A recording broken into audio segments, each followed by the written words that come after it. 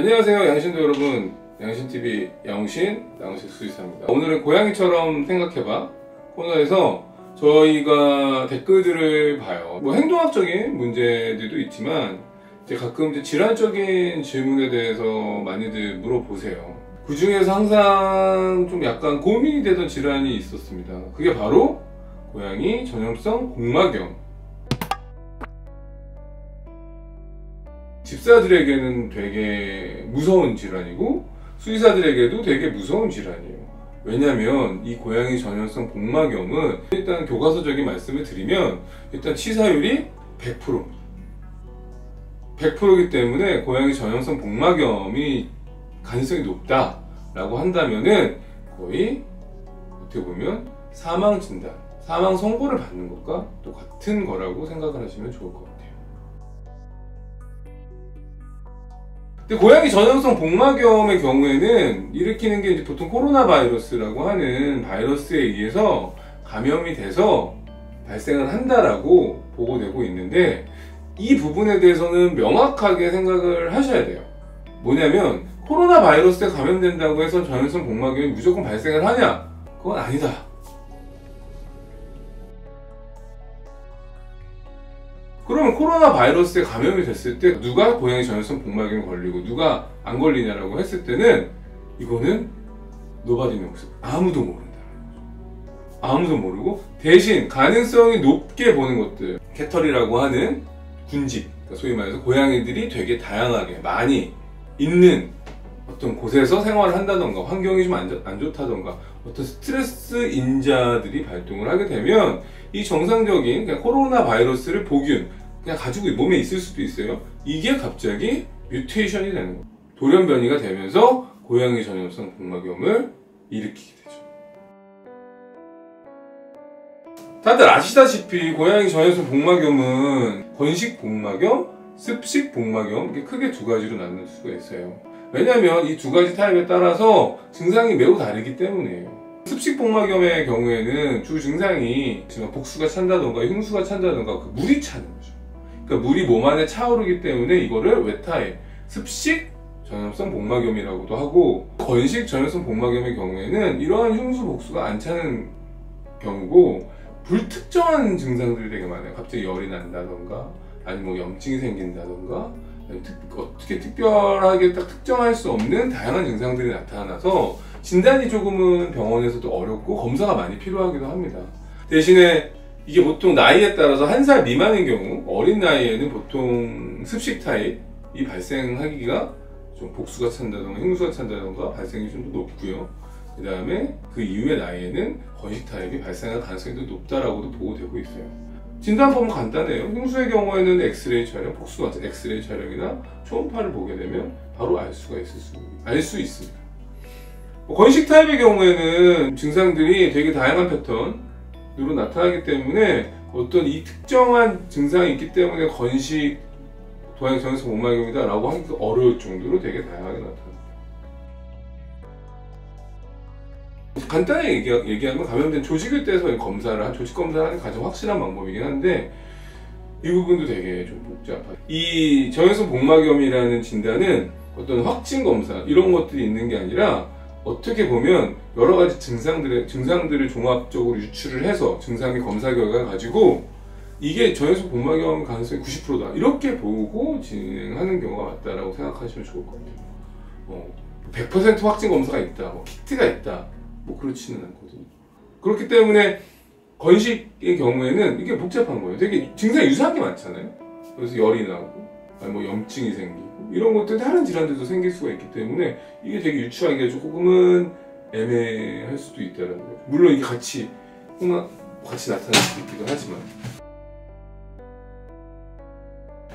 복막염 관련돼서 그럼 예방접종이 있냐 없냐 라고들 많이 물어보시죠. 실질적으로 결론부터 말씀드리면 상용화된 접종은 있죠. 화이자라는 회사에서 나온 FIP라는 접종이 있습니다. 근데 이 부분과 관련돼서는 쓰는 게 맞는지 아닌지에 대한 의견들이 충돌하고 있고, 효과가 없다, 이게 무슨 의미가 있냐, 효과가 있지도 않을까, 효과가 있을 수도 있다 라는 이야기가 좀 상충되는 부분들이 있어서 이 부분은 어떻게 보면 잘 상의해서 선택하시는 게 맞을 것 같아요. 현재 고양이 전염성 복막염 신약이라고 알려진 GC376은 신약 후보 물질이다라는 걸 알고 계셔야 돼요. 신약으로 지금 나온 게 아니다라는 거죠. 미국에 있는 UC 데이비스 대학에서 이 연구팀이 이 신약 후보 물질 GC376을 가지고 임상시험을 해서 효과가 있었던 거예요. 실질적으로. 그래서 논문을 발표를 합니다. 그럼 얼마만큼 효과가 있었냐라고 한다면 이 20마리 아이들에게 이 약을 투약한 결과 19마리에도 증상이 완화가 된 거죠. 하지만 왜 제가 하지만이라고 하냐면 아까도 말한 신약 후보 물질이라서 정확하게 소위 말하는 추적 조사가 안 돼 있어요. 이게 재발을 한 거예요. 재발. 약간 19마리 중에 13마리 정도가 재발을 했고요. 결국엔 6마리는 재발 없이 안정적으로 계속 유지가 됐죠. 그러니까 무슨 얘기냐면 이 FIP라는 거, 전염성 복막염이라는 거는 감염됐을 때 코로나 바이러스가 변이가 돼가지고 증상이 나타난다고 했잖아요. 상당히 치명적인 질환이고 사형 선고, 사망 선고나 다름없는 질환인데 이렇게 개선되는 경우가 있다라는 것만으로도 상당히 어떻게 보면 희망적이죠.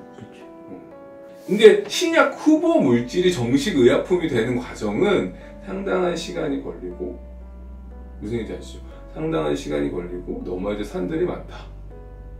근데 문제는 뭐냐면 이 GC376이 미국에서 뭐 임상시험 목적으로 현재 들어올 수밖에 없어요. 정식으로 지금 판매가 된다던가 인허가가 된 의약품이 아니기 때문에 임상시험 목적만으로 대학병원에서 한다던가, 그렇죠? 자원들 임상시험이라는 게 뭡니까? 어떤 대가를 바라고 하는 게 아니잖아요. 이게 어떻게 효용성을 판단을 하고 데이터를 얻기 위해서 하는 건데, 이게 실질적인 동물병원에서 이거를 가지고 치료비를 받는다, 어떤 비용을 받는다 라는 거는 어떻게 보면 잘못된 의료행위라고 좀 볼 수도 있는 거죠. 신약 후보 물질이기 때문에 아직 검증되지 않고 유효하지 않은 것들이 어떻게 보면은 보호자와 어떻게 보면 일부 병원에서 남용되거나 이런 경우에는 이게 오히려 정식으로 수입이 되거나 이렇게 왜곡될 수도 있잖아요. 문제가 될 수도 있는 소지, 입증이 안 된 약이기 때문에, 현재 임상시험 중인 약이기 때문에 이런 부분들에 대해서는 조금은 또 다른 사례를 만들 수 있지 않을까 해서 좀 조심스러운 면이 있다라고 보시면 좋을 것 같아요.